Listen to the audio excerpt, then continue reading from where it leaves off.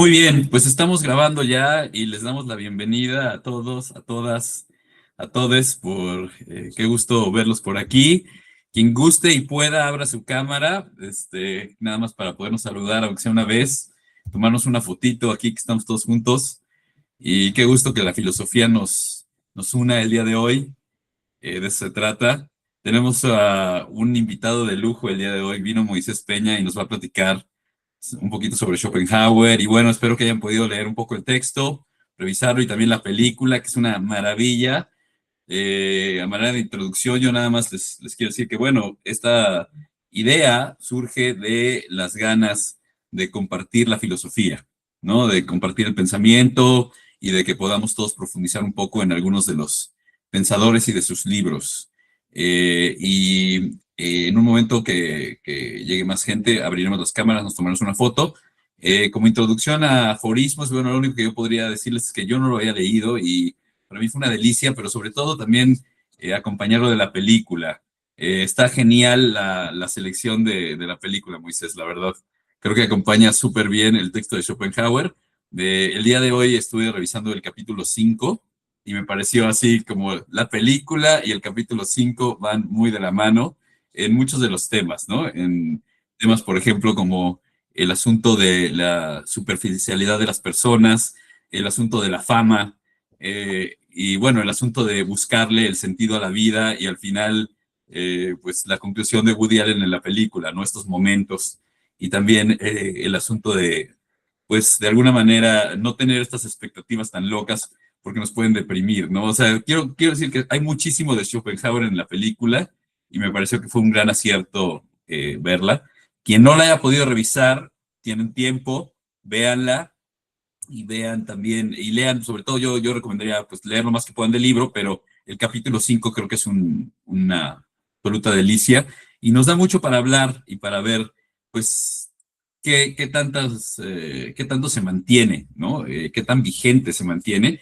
Y lo interesante que va a ser contrastar a un filósofo como Schopenhauer con el filósofo siguiente que veremos es contemporáneo y pues ver qué es lo que qué ofrece cada uno y también ver pues similitudes, diferencias y en fin, por ahí un poquito. No sé, Moisés, si tú nos quieras contar. Moisés, yo lo conocí porque nos dio un curso de Zulavsky, que es un cineasta muy interesante. Lo abordamos desde distintos filósofos. Hablamos mucho de Deleuze en ese curso.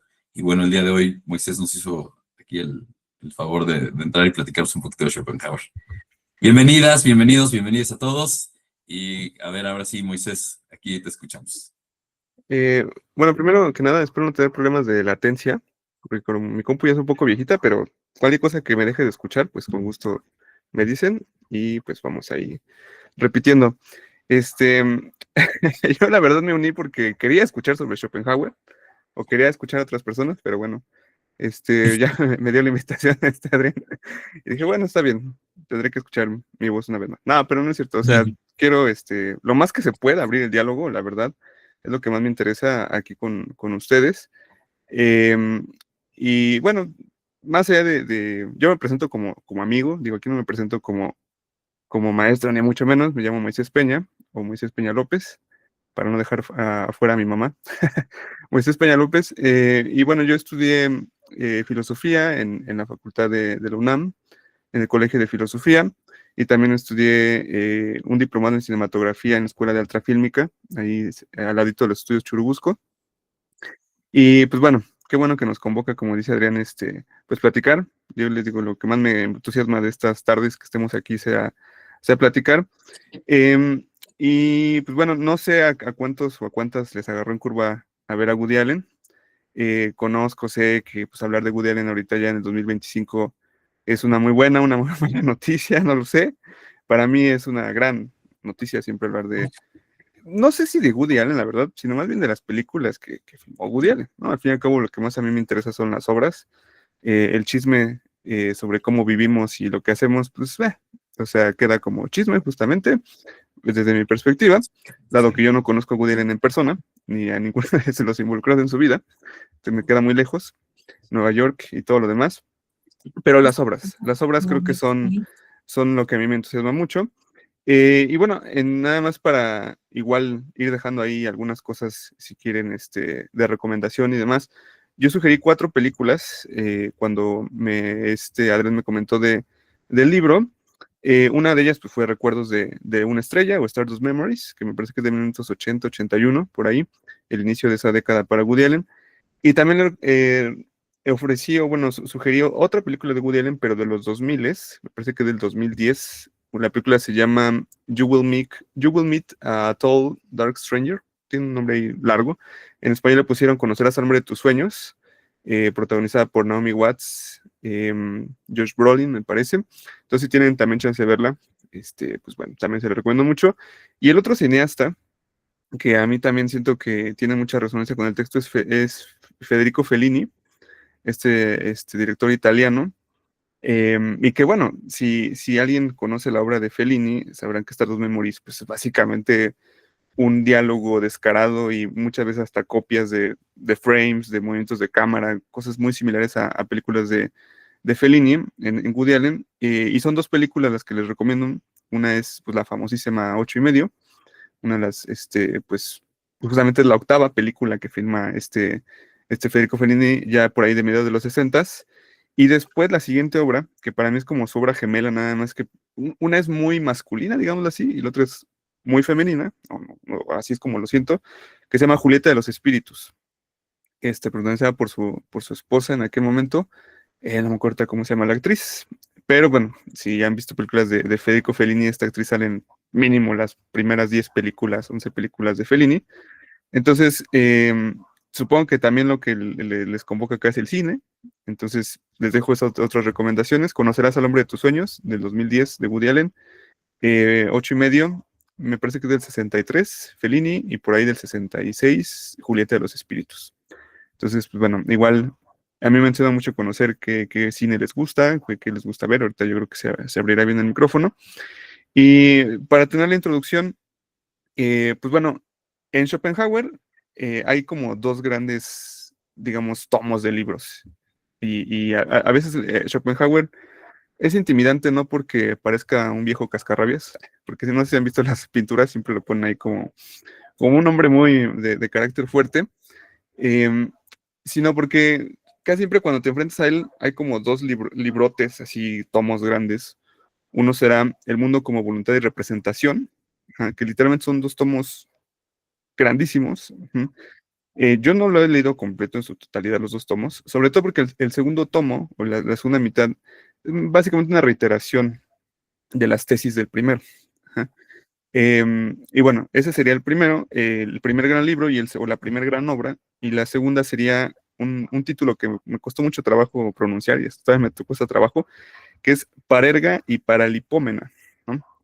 Son 2 palabras que provienen del latín, y que tiene que ver con justamente una forma de aforismo, ¿no? Una forma corta, una forma directa. Si leyeron el libro, pues Schopenhauer lo dice desde el inicio, ¿no?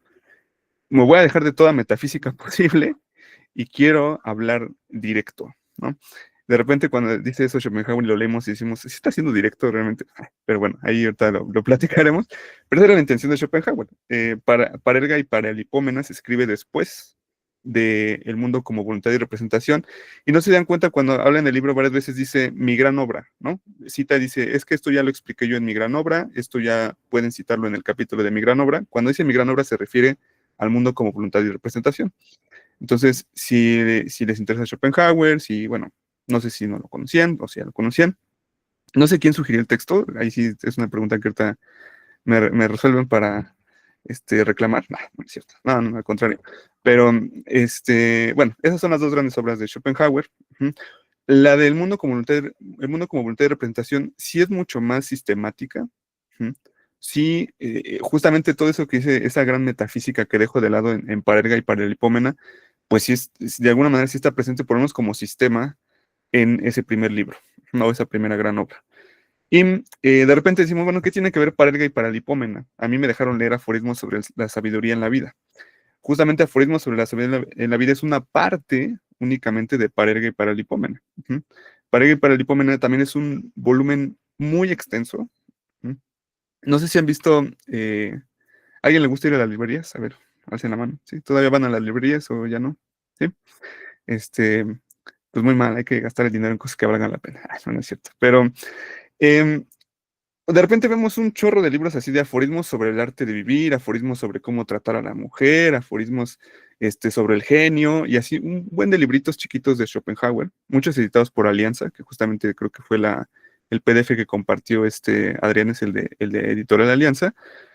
Y yo al principio, bueno, cuando empezaba a conocer a Schopenhauer decía, no, pues son muchos libritos, ¿no? Me parece muy curioso. Pero realmente todos esos libritos son parte de esta gran obra que se llama Parerga y Paralipómeno, ¿no? Em, Todavía está editada en esos volúmenes, nada más ya es difícil de conseguir, yo no lo he logrado. Yo los tengo así justamente divididos en esos libritos, pero tengan en cuenta que es parte de una gran obra, una gran obra justamente dedicada a los aforismos. Ujú. Entonces, ahorita platicamos qué es en sí la forma aforística, si quieren un poquito, por si no se conoce mucho, pero bueno, entonces eso, tengan en cuenta que esas son las dos grandes de Schopenhauer. Yo tenía la conoce a la doctora Sonia Rangel, Adrián, una de mis mentoras ahí en la facultad, y también en la ENAC, donde estuve tomando muchos cursos de cine, o bueno, varios, no muchos, pero algunos seminarios de cine. Siempre decía, bueno, traten de leer aunque sea una vez completa El mundo como voluntad de representación en toda su vida. No era una recomendación que nos hacía. Les digo, yo no la he completado porque me faltan muchos pasajes del volumen 2. Em, y bueno, van a encontrar de todo, ¿eh? De todo. Desde, digamos, la pregunta por el ser, que es clásica en la filosofía, pero también a mí lo que me ha servido mucho, y no sé si alguien aquí haya melómanos, melómanas, sí, también. Como que viene el paquete completo, ¿no? Si a alguien le gusta la filosofía, le gusta la música, si a alguien le gusta la música, le gusta el cine, y si le gusta el cine, le gusta la pintura, y si le gusta la pintura, le gusta el vagabundeo y demás, ¿no? Ya viene como casi todo siempre en el mismo paquete. Em, pero bueno, todo, van a encontrar cosas fabulosas sobre, por ejemplo, yo hace tiempo di un curso sobre Miles Davis, este trompetista fabuloso de jazz que es magnífico. Y parte de lo que vimos en el curso pues, fue hablar de la ontología sobre la música en Schopenhauer, y eso lo encuentras en Mundo como voluntad de representación, ¿no? Entonces, son dos grandes volúmenes que yo los veo como catálogos, realmente, ¿no? Son catálogos donde uno puede explorar diferentes cosas sobre la vida del ser humano. Y bueno, lo que nos atañe es aforismos sobre la vida en la vida. La otra parte de Parerga y Paralipómena que le recomiendo mucho son los dolores del mundo, que se viene en la segunda parte de Parerga y Paralipómena. No sé si alguien ha leído Los dolores del mundo, lo había escuchado, por ahí no. Se lo recomiendo bastante. Si los deprimió, bueno, no, creo que es la parte menos deprimente de Schopenhauer, leer aforismos sobre la vida en la vida. Pero los dolores en el mundo, justo qué bueno que citó Adrián el capítulo 5, que de alguna manera, si se dan cuenta, es la reiteración de muchas cosas que vienen desde el capítulo 1 al 4, solo que de manera a veces un poquito más ya estructurada, le pone números, le pone así a las máximas. Él habla del dolor, ¿no? El punto clave es el dolor como fuerza positiva, y hay que tener si pueden, retengan esa palabra de positiva, ¿no? O de positivo, el carácter positivo para Schopenhauer. Hay que detenernos un poquito ahorita en eso, ¿no? Porque de repente la palabra, digo, es siempre con la obra filosófica, al fin y al cabo los filósofos, las filósofas se dedican a crear conceptos. Entonces hay que tener cuidado porque muchas cosas que de uso común significan una cosa para nosotros, para nosotras, en el diario vivir. En un libro de filosofía, dado que se está creando un concepto, el vocablo puede tener un significado muy distinto. Entonces nada más retengamos ahí el valor positivo del dolor en la vida del ser humano. ¿Mm? Es fundamental en Schopenhauer. ¿Mm? Fundamental. Entonces, en la otra, digamos, la contraparte de aforismos sobre la sabiduría en la vida, la encontraremos en Los dolores del mundo, que es otra parte del gran catálogo, que es Parerga y Paralipómena. ¿Mm? Pues bueno, esa es introducción, mucha cuestión ahí que, pues básicamente no es como tal el pensamiento de Schopenhauer, pero creo que puede ayudar. Ajá. Y Adrián bueno, por ahí me preguntó qué recomendaba o dónde puntualizar. Nada más que creo que yo no puedo mandar mensajes al WhatsApp. Creo que nada más puedes mandar tú ahorita mensajes. Entonces, Ya lo vamos a abrir. ok. O sea, hay que ponernos un poquito de acuerdo sobre el funcionamiento del grupo, ¿no? Para que también, porque si no se nos atasca de mensajes. Y yo tengo una propuesta que les voy a platicar al ratito que logramos, pero sí, ya lo vamos a abrir para que podamos dialogar también, ¿no? En el grupo de WhatsApp. Pero obviamente, Moisés, yo te quería proponer, te voy a poner como administrador también para que tú puedas opinar constantemente, pero digamos, la idea ahorita, la propuesta ahorita es, como vamos a hablar de Schopenhauer, pues que tratemos de que los mensajes y lo que compartamos en el grupo en esta semana tenga que ver con el tema, ¿no? Que tenga que ver con el tema, o sea, lo que encontré, porque si empezamos a bombardearlo de Todo todo lo que les tipo cause de... dolor, lo van Exacto, por posteando. ejemplo, ¿no? Ahorita vamos a hablar de algunos de los conceptos, que eso me parece que ya estamos llegando a donde se empieza a poner rica también la filosofía, que es justamente los conceptos para Schopenhauer, ¿no? La voluntad, la representación, el dolor, ¿no? Empecemos a hablar un poquito, a profundizar en los conceptos, y ahí creo yo que podremos volar un poco con adentrarnos en el pensamiento de alguien, ¿no? Si alguien ha visto el cine de Godard, lo más rico también de cierta, sobre todo de cierta etapa de Godard, pues es ver a alguien pensar, ¿no? O sea, es ver el pensamiento en cine, ¿no? El cine pensamiento, diríamos. Y entonces ahí creo que se pone muy interesante hablar ahorita de los conceptos y a partir de eso, creo yo que podemos nutrir el grupo de WhatsApp ahorita, pues un poquito con este espíritu o con esta conceptualización o esta cosmovisión de Schopenhauer, ¿no? Entonces, es la sugerencia, que se Sí, quede lo abierto comentaba, ahorita, pero que hablemos, que comentemos un poco más de eso y no lo plaguemos de todo lo que encontremos, ¿no? Porque si no, pues es que hay tanto, o sea, nunca podríamos abarcarlo, ¿no? O sea, nunca podríamos terminar de ver todo lo que se sube a un grupo de WhatsApp donde hay tanta gente. sí, lo comentaba sobre todo porque, bueno, yo me fui en orden. También eso, ahora sí que, digo, está bien. Fueron pocas las directrices de parte de Adrián. Casi casi me lanzó un libro y me dijo, a ver, hazte bolas con lo que, con lo que puedas. Pero no sé si de antemano ya habían quedado ciertos capítulos. Yo empecé, bueno, esta relectura del libro desde el inicio. O sea, digamos, y son 6 capítulos en el libro. No sé cuántas tardes vamos a estar hablando de Schopenhauer. Espero que no muchas para que no terminemos locos. No, no es cierto. No, pero no sé si vamos a dividir el libro en 2 partes, si quieren hablar solamente hoy del libro, lo cual, te digo, sería un poco problemático, dado el tiempo, pero pues yo inicié por el principio, y sobre todo pues me enfoqué en los primeros 3 capítulos, ¿no? Ahorita ya vi tu comentario en la tarde y vi que nos saltamos al capítulo 5, digo, no hay ningún problema. Al fin y al cabo, yo siento que son reiteraciones ya más estructuradas de lo que se va planteando al inicio, ¿no? Entonces, no sé si quieran platicarme cómo que leyeron, o sea, Sí, no que entendimos, sino más bien hasta dónde llegamos en el libro, ya lo acabamos, no se leyó nada, sí. Pues, creían o que les sea, iban a dar. Ajá, a ver, nada más aquí creo que puede ayudar como, primero, plantear que esta es la primera vez que nos juntamos realmente. O sea, entonces, la idea justo es que nosotros tracemos como grupo cómo queremos manejar los temas, ¿no? Yo, por ejemplo, en cuanto a este en particular, ¿no? Schopenhauer y el libro que estamos revisando, también digamos que la invitación era a leerlo completo y en orden. Así es como creo que casi todos lo van a estar leyendo. Yo hoy puse como un fast track en la mañana, ¿no? O sea, si alguien no había leído nada, yo dije, bueno, pues traten de leer aunque sea el capítulo 5 hasta donde puedan, para que también podamos dialogar un poco, ¿no? Pero yo que la idea sería, si les parece bien, continuar todavía. Esta es la propuesta, pero la podemos, yo comentar al final de la sesión de hoy, podemos ver si les parece una buena propuesta o nos movemos. La primera vez que nos vimos, lo único que hicimos fue juntarnos 10 minutos a proponer maneras de trabajar a un filósofo, ¿no? Y una que estuvo muy bonita y que hasta ahora es la que está vigente, es que lo íbamos a contrastar, o sea, a un filósofo clásico, como digamos en este caso Schopenhauer, lo vamos a contrastar con un filósofo, con un texto de un filósofo contemporáneo, ¿no?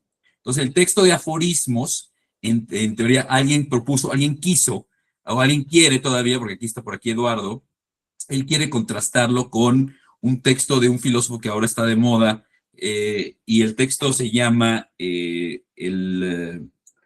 Vida Contemplativa. No sé, ¿saben de quién es? ¿Alguien está enterado de esto que estoy diciendo?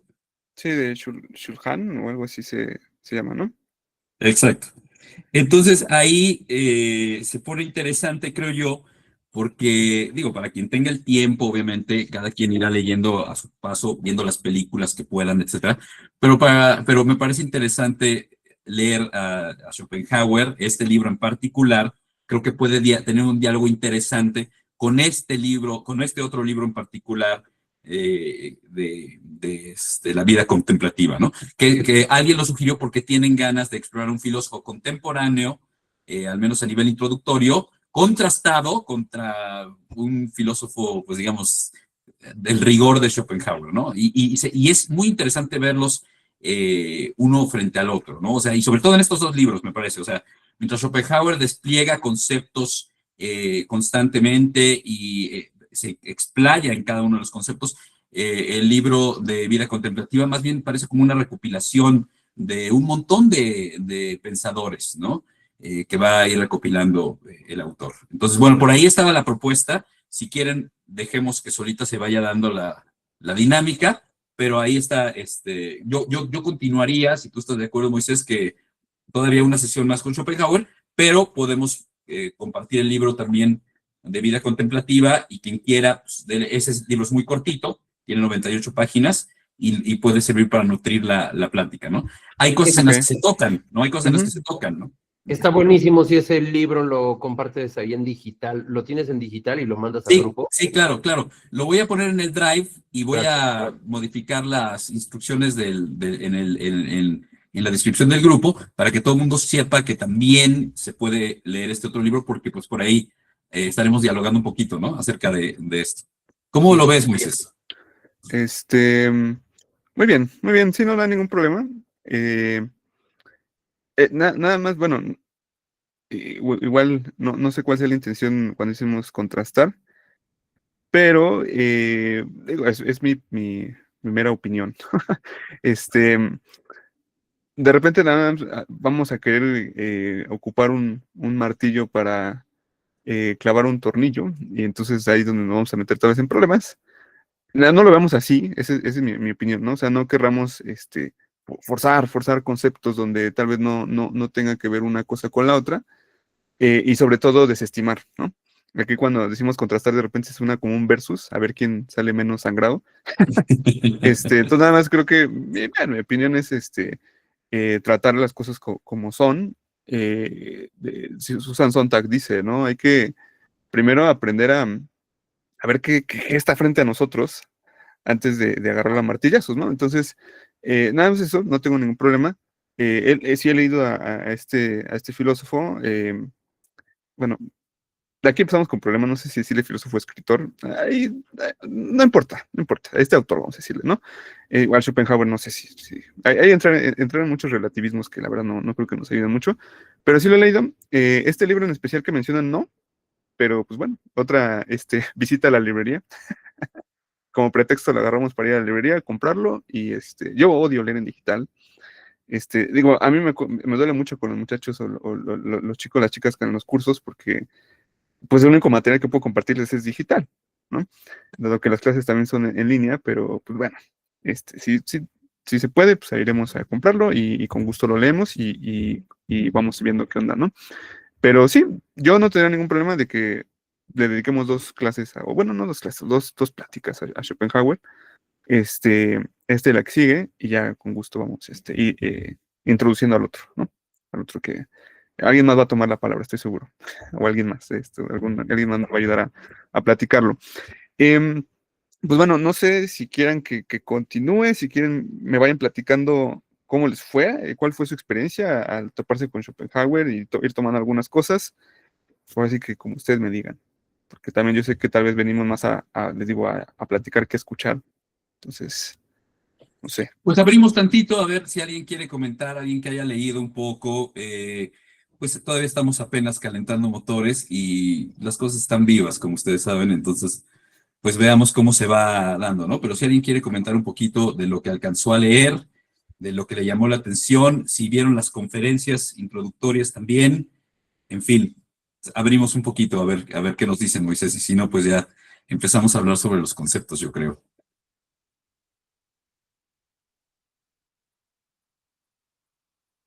Bueno, no sé. Me atrevo. Hola, hola, hola. Hola, adelante, adelante. Hola, José, ¿Qué bienvenido. tal? Bueno, les soy honesto, la verdad yo no lo leí ahora. Es algo que leí hace muchos años y de pronto, pues a lo mejor no lo tengo tan fresco, pero puedo hablar de lo que recuerdo, de la opinión que tengo en cuanto a lo que leí hace Hace de verdad un chingo de años, ¿eh?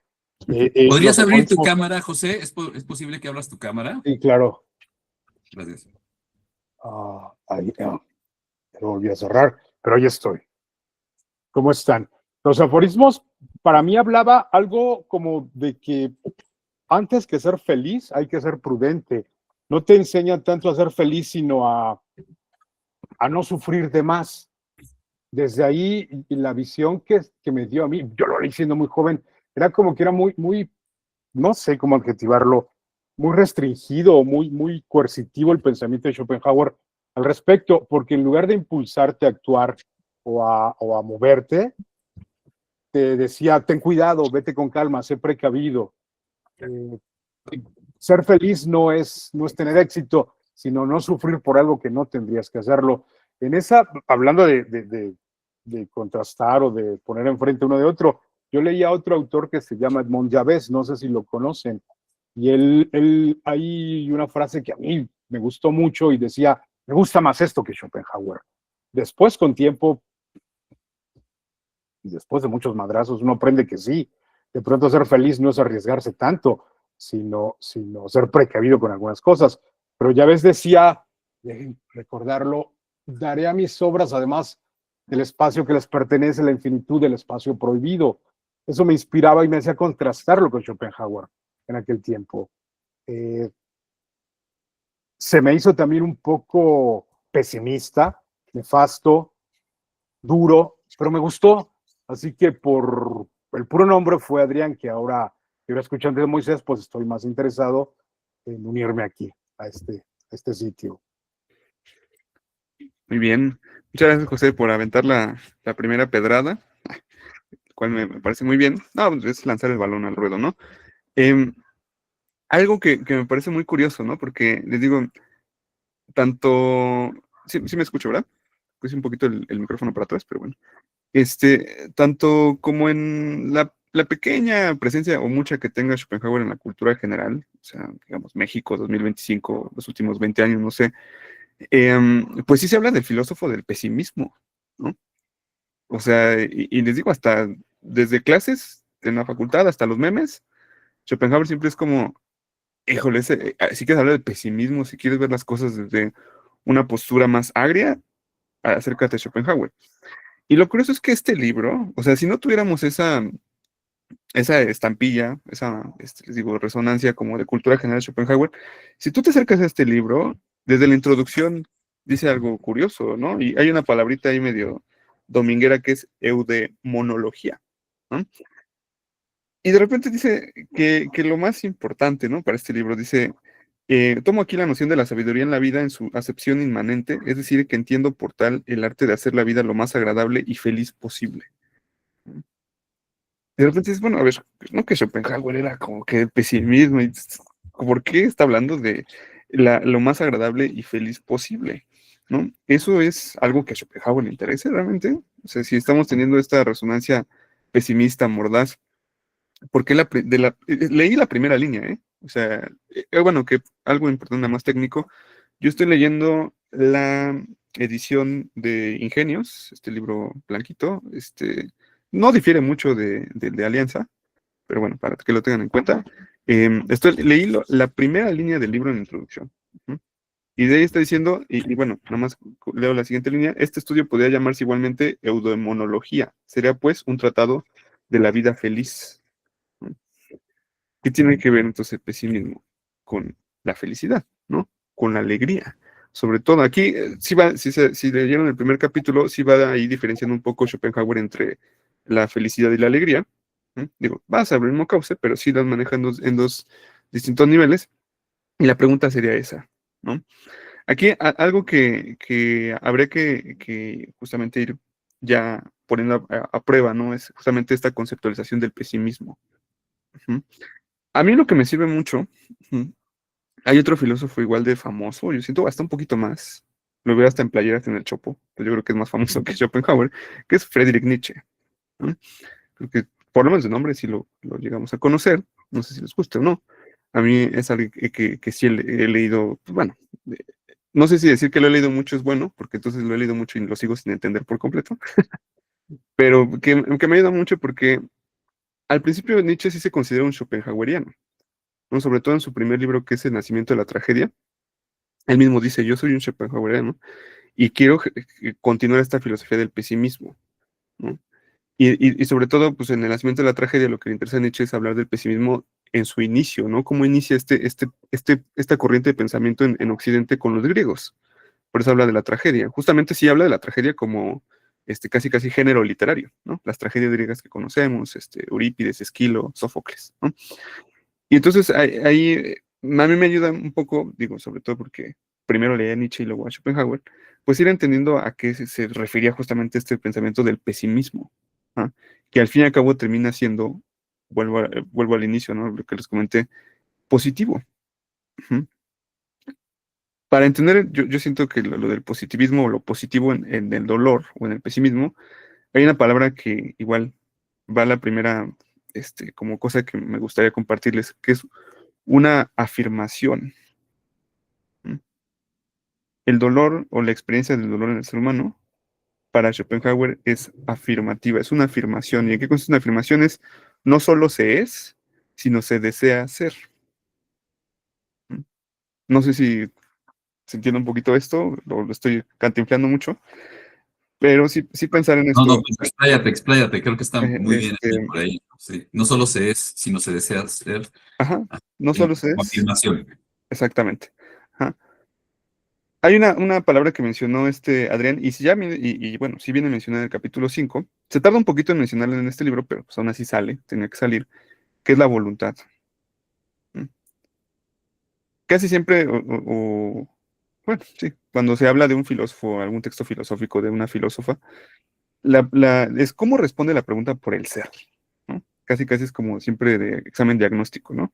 ¿Cuál es la pregunta? ¿Cómo responde la pregunta por el ser Platón? ¿Cómo lo responde Hannah Arendt? ¿Cómo lo responde Heidegger, Schopenhauer, etcétera, ¿no? Y en el caso de Schopenhauer, pues sí, la respuesta es la voluntad. ¿Mm? La voluntad aquí, justamente yo lo resumiría como eso, como algo que desea hacer. Ujú. Que es y aquí va a sonar ya un poquito como psicodélico el asunto, pero es esta fuerza que atraviesa todas las representaciones, digamos, eso es lo que deba un poco la tesis primera de Schopenhauer. La voluntad se expresa en representaciones a través del universo. Ujú. Todos somos representaciones de esa fuerza que nos atraviesa, que es la voluntad. Ajá. Aquello que hace que nazcan las plantas, aquello que hace que nazca un bebé, aquello hace que el sol resplandezca, ¿no? Que no se apague. Todos estamos atravesados por esa voluntad que desea ser. Ujú. Que se expresa en diferentes formas, ¿no? Justamente pues ya empiezan ahí las diferencias, que son representaciones. Unos somos más chinos, otros somos más lacios, otros somos más blancos, otros más gordos, etcétera, etcétera, ¿no? Y ahora estoy hablando nada más pues, como tal de la parte física, pero pues, justamente aquí en los primeros capítulos Schopenhauer hace una diferencia, ¿no? Entre el hombre o el ser humano que tiene una tendencia, ¿no? Hacia la alegría y aquel que no la tiene, ¿no? Entonces, justamente esas diferencias de grado entre lo- las diferentes cosas que vamos viendo moviéndose en el mundo, sean animales, seres humanos y todo, es porque somos representaciones, o sea, individuaciones de esa fuerza única que es la voluntad. Ajá. Eso que desea ser y que no deja de ser, que hace que, les digo, sí, tal vez una muy, pues, no sé, como muy baratillo, pero pues es ver cómo el sol sale cada mañana. Ajá. Eso es la voluntad. Ujú. Ver cómo logra la luz del sol dar a la luna y verla por la noche, ¿no? En sus diferentes estados, luna llena, menguante, etcétera. Son cosas que se dan. Ajá. El simple hecho, el del empuje que hay en el universo para que los planetas giren, para que tú amanezcas un día más, es la voluntad. Ujú. Suena un poco, digamos, como una especie de mm, categoría divina, ¿no? O sea, porque es aquella que da vamos a decirle un poco bíblico, ¿no? El soplo de vida a todas las cosas. ¿No? Hay una palabra en griego, hay dos, vamos a meter de una vez las dos, que creo que son muy famosas. Hasta esta Mon Laferte, ¿cómo se llama Mon Laferte? ¿Sí? Digo, no estoy diciendo que me guste, que no me guste, simplemente esta cantante sacó un disco hace poquito, el Sí, sí, sí. nombre era Poética algo, ¿no? No sé si tenía, Mm, me llamó mucho la atención el nombre del disco porque decía algo de Poética, no me acuerdo cómo era todo el título. Y dije, ahora el Mon Laferte se sacó las domingueras, ¿no? Justamente hay dos palabras, una es physis y otra es poiesis, ¿no? Dos estos vocablos griegos. ¿Mm?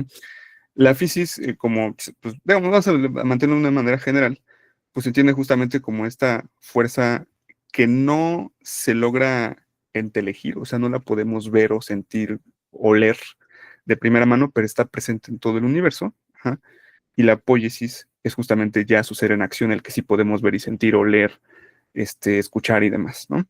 Entonces, para Schopenhauer, digamos que la physis y la poiesis están en una misma cosa que es la voluntad.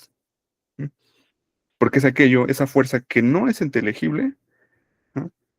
Pero al mismo tiempo sí, digamos, da el salto inteligible en todas las representaciones que somos nosotros, que es todo lo que se mueve, ¿no? Hay algo muy importante, creo que en los primeros 3 capítulos del libro, y ya con esto acabo mi primera participación. Digo, hay muchas citas, pero de repente es un poco aburrido estar citando el libro, no lo sé si les guste o no les guste, ya me irán diciendo. Pero hay un como trinomio que ya tenía aquí anotado. Aquí está. Hay una relación que quiere establecer, sobre todo hacia el capítulo 2 Schopenhauer, que es la relación, véanlo como un triángulo, ¿no? Alegría, salud, movimiento. ¿Mm? Alegría, salud, movimiento. ¿Mm? Entonces, él habla de que la aceleración, ¿mm? Y empieza a lanzar sus cosas como de papá, ¿no? De tío, dice, tienes que salir a hacer 2 horas de ejercicio mínimo al aire libre, ¿no? Es bueno que Schopenhauer hable así porque justamente está cumpliendo su palabra, ¿eh? O sea, se está alejando de toda la metafísica posible a la hora de escribir.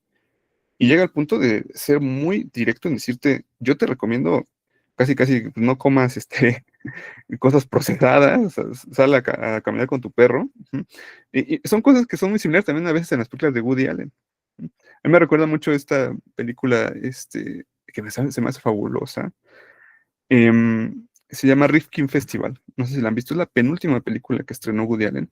Sigue filmando Woody Allen, por si no sabían. Para bien o para mal, les digo, no lo sé. Para mí sigue siendo para bien porque sigue cumpliendo grandes, las expectativas siguen muy altas y las sigue cumpliendo. Pero igual se la recomiendo, Rifkin Festival se llama.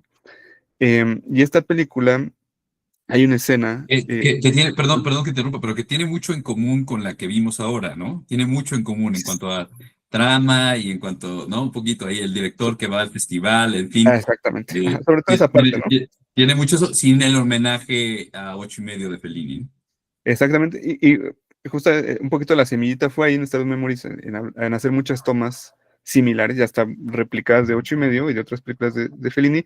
Acá en Rifkin Festival dice Woody Allen, bueno, pues no solamente voy a hacer Fellini, va a ser Godard, va a ser Bergman, va a ser Claude Lelouch, y entonces toda la película va a ser Orson Welles, está repleta de, yo le diría, sampleos, así como el hip hop ven que samplea, son sampleos. Woody Allen está sampleando ahí como Tarantino también lo hace y otras personas lo han hecho.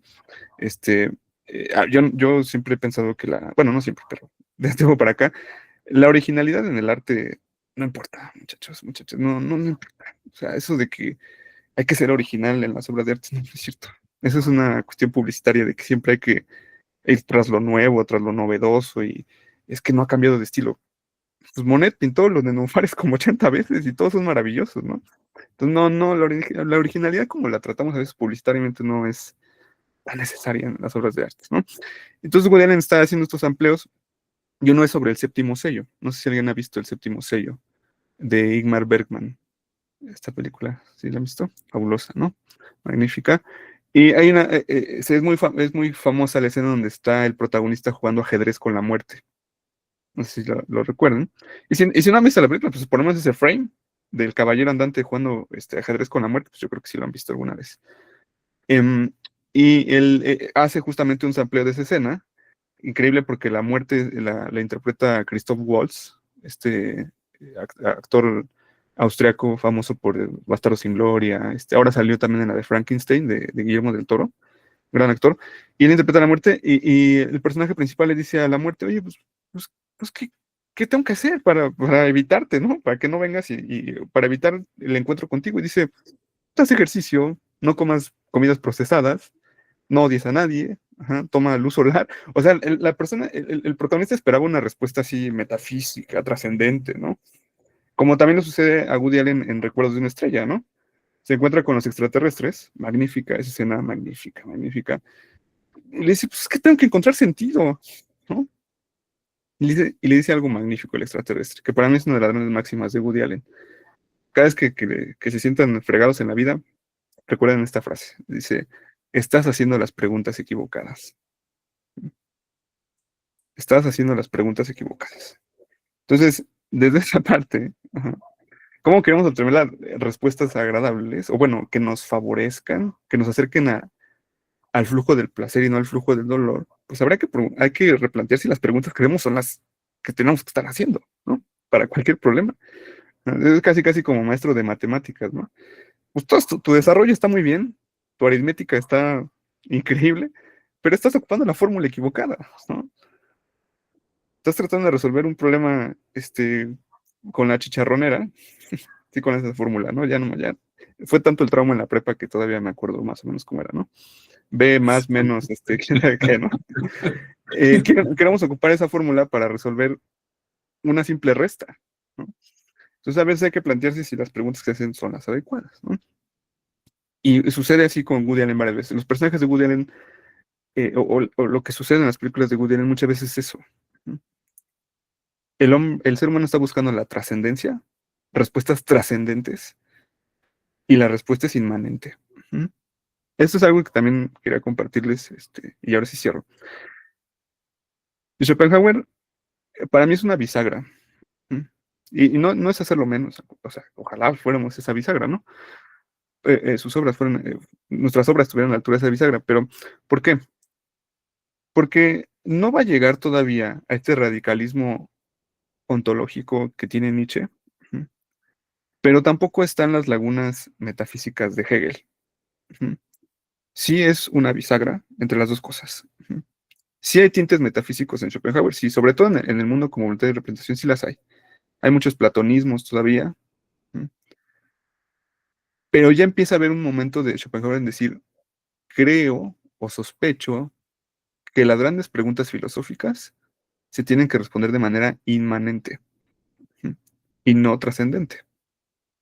Entonces, es ahí, ¿a qué me refiero con esto? Igual para no dejarlos así como, bueno, no sé si se entiende, pero no sé si lo explico un poco más. Lo trascendente tiene que ver justamente con esa parte de la voluntad que no es inteligible, que no se nos presenta de manera, tal vez la palabra no sea muy correcta, pero aún así lo ocupo para salir rápido del ruedo, que no se nos presenta como fenómeno, ¿sí? Que no puedo leer, sentir, ver, ajá. Esa parte de la voluntad sería como la parte trascendente, ajá, metafísico, lo que está más allá, sí, de la fisis, ¿no? Tan fácil como eso. Ujú. Entonces Schopenhauer está empujando, ajá, y justo yo siento que para Erga y para Lipómena, ajá, es ese momento de decir de Schopenhauer, bueno, ya hice esta gran obra, El mundo como de representación, pero mi sospecha es, ahora sí que la filosofía por venir, mi sospecha es que las grandes respuestas se van a tener que responder de manera inmanente. ¿Mm? Y entonces genera estos aforismos donde es sal tú por tú. Les digo, recomendaciones de sal y haz 2 horas de ejercicio al aire libre. ¿No? Son cosas que yo creo que no decía un filósofo desde la Edad Media. O sea, si Descartes no hubiera perdido el tiempo, si toda esta Francis Bacon, ¿no? O sea, toda esta parte racionalista francesa, para mí le hizo mucho daño al pensamiento filosófico, porque justamente se clavó en la parte trascendente, ¿no? De lo que no podemos inteligir. ¿No?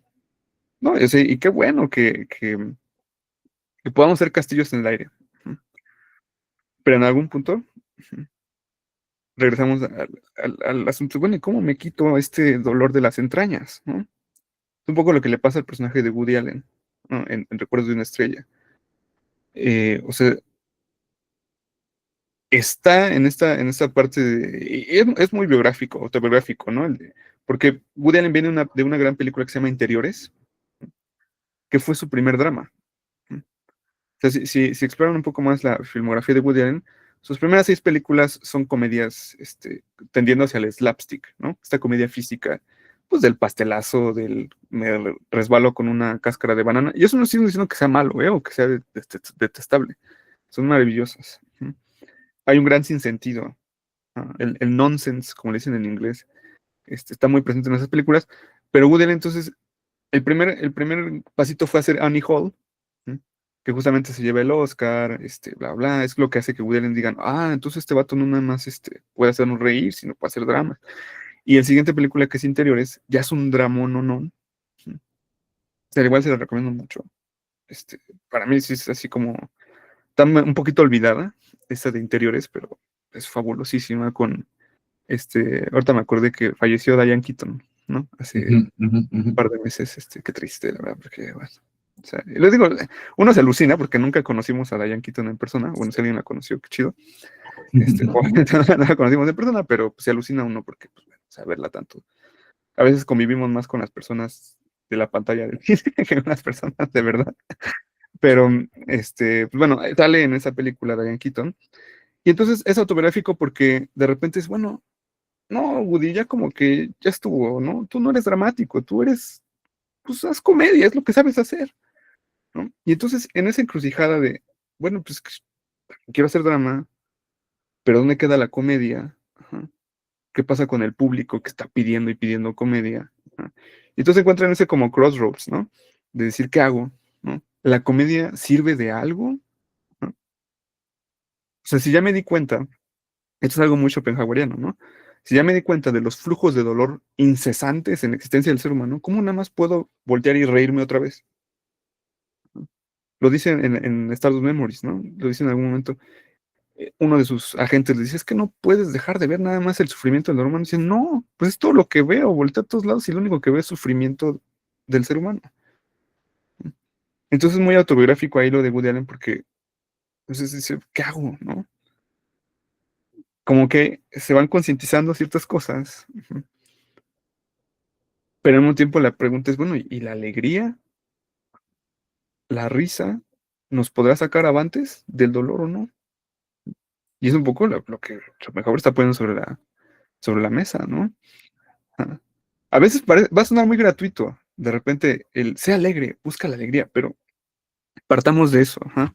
Partamos de la afirmación, como les dije, hay que buscar entender el pesimismo como una afirmación, ajá, que no es gratuita. Ajá.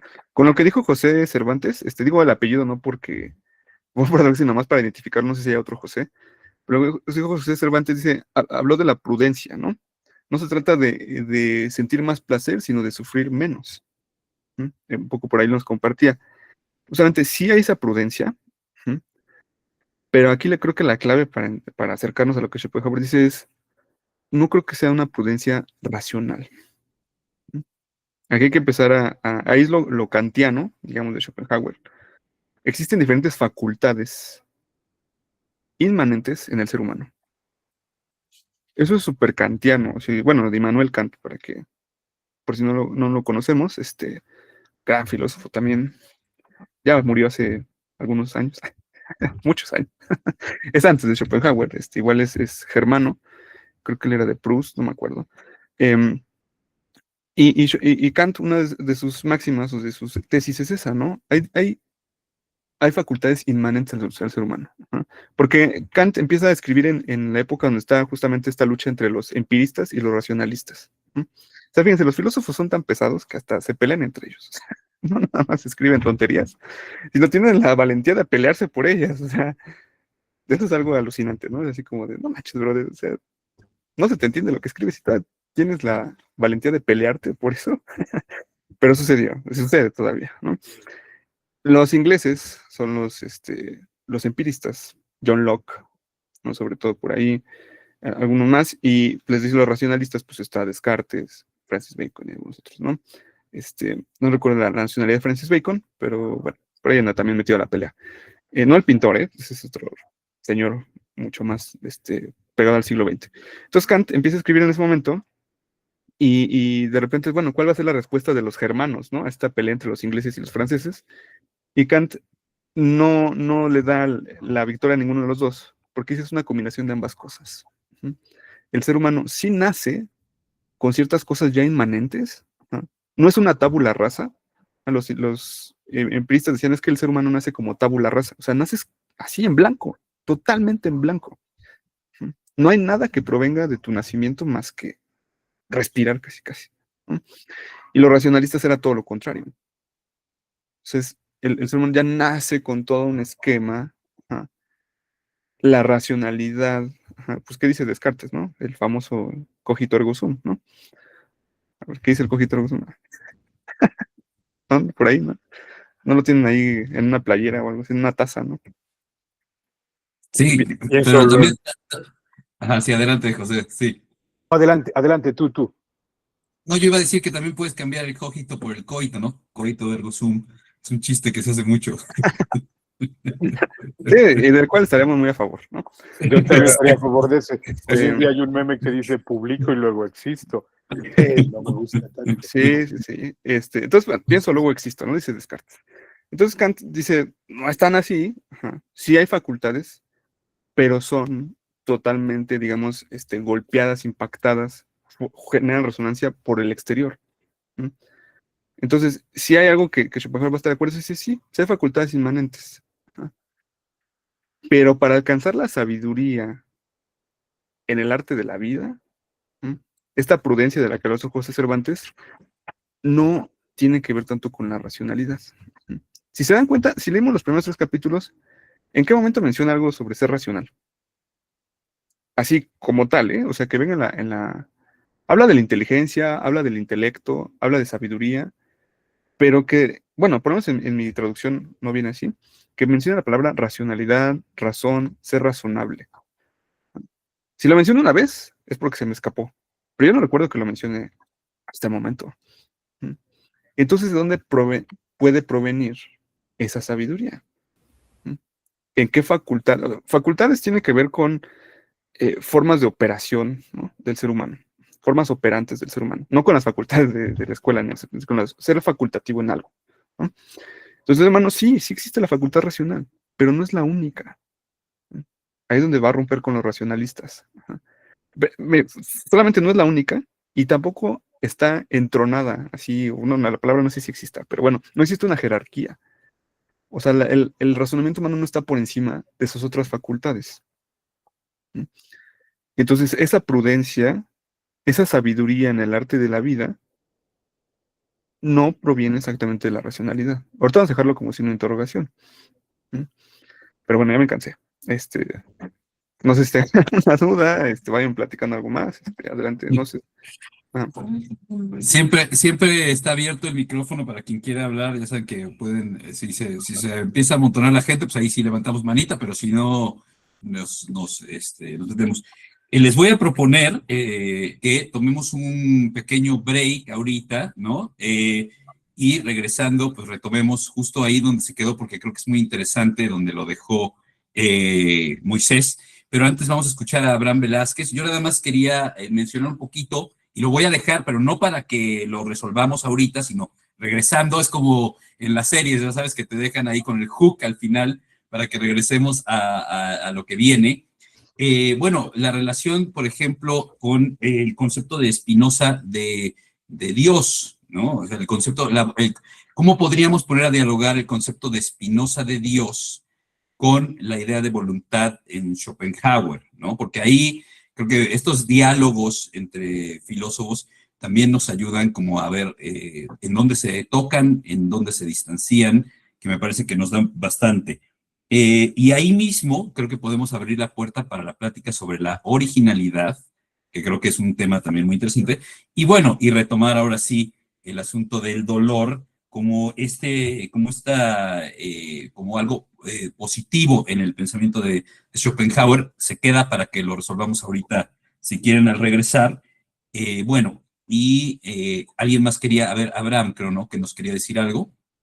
Además, rápido, creo que conozco a Abraham. No sé Hola, si nos ¿cómo están? conocemos. Esto, bienvenido, Abraham. Parece su cara muy familiar. ¿Entonces nos conocemos, Abraham, o no? Estoy alucinando. Sí, en alguna otra vida nos conocimos. Eso. Sí, por la parte de los cursos de Casa Negra ahí nos Sí, conocimos. es cierto. Qué bueno que estás acá, Abraham. Gusto saludarte. Gracias. Pues en principio es un espacio muy propicio, muy agradable el hecho de poder compartir sobre estas cosas. Yo soy ingeniero en computación, no tengo nada que ver con estos estudios teóricos o todo lo que tiene que ver con los grandes filósofos ni las teorías. Yo simplemente soy alguien de a pie que se acerca al libro y agradezco poder escuchar esta plática y sobre todo poder compartir mi percepción.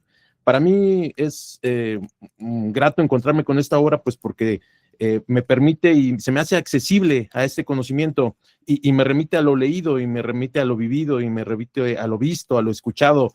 Todo eso, los clásicos, aquí sale por todos lados, los griegos, ¿no? Sale por todos lados también. Esta parte se me hizo muy similar a lo que hacen la Ciropedia con toda esta vida, con todo esto sentencioso que puede ser de cómo llevarlo a cabo, de cómo manejarse, de cómo dirigirse. Y me gusta mucho porque en lo humano, que es lo que regularmente busco, es como desnuda esta naturaleza y trata de dar un mapa con todo lo que hay. Y menciona cosas que creo que ya están hasta olvidadas, ya nadie se acuerda de que tenemos una vida interior, ya nadie se acuerda de que hay unos principios, de que hay unos valores, de que hay una forma en la cual se pueden compartir con los otros, estas divisiones en donde hace, ¿no? Dice, lo que eres, a veces ya no importa lo que eres, sino lo que tienes, que también aquí lo menciona, y después lo que representas para lo demás, para los demás, con todo este entorno. Yo me guié en el libro, creo que fue la reunión inicial en la que platicamos que íbamos a comentarlo, y a partir de ahí estas verdades absolutas, que nadie tiene la verdad absoluta, sin embargo aquí lo trata de manifestar, y en todo momento salen estas características del humano, del ser humano, y viene a resonar con los hechos de la vida, con las películas, con la música, y ojalá podamos compartir y platicar acerca de estos aforismos en la medida que se pueda. Muchísimas gracias, Abraham. No, es que nos da para muchísimo, la verdad. O sea, ahorita apenas estamos calentando, yo creo, motores, pero Moisés ya abrió muchísimo. Obviamente, algo que me parece importante es si en algún momento se menciona algún concepto con el cual alguien no está familiarizado, por favor, se vale interrumpir y decir, a ver, yo no entiendo qué es inmanente y qué es trascendente, que cuando están hablando del ser, de qué están hablando. O sea, para eso también es nuestra tertulia, ¿no? Para que podamos platicar un poquito acerca de estos conceptos. Bueno, ¿les parece bien si tomamos un break de 5 minutos y nos vemos aquí a las 8:06 para que todo el mundo vaya por su cerveza, su vino, vaya al baño, su té, su café, lo que requieran y podamos disfrutar lo que sigue? Y como último hook, les diría que en la siguiente parte podemos resolver la pregunta de por qué, si íbamos a leer a Schopenhauer, por qué empezamos con el libro de aforismos, por qué llegó ese libro primero. Y ahorita les contesto eso para que también profundicemos un poquito en eso. ¿Cómo ves, Moisés? Una pequeña pausa nada más para ir por algo, ¿no? Sí, sin problema. Bueno, nos vemos a las 8:07. Abrazo, ahorita nos vemos.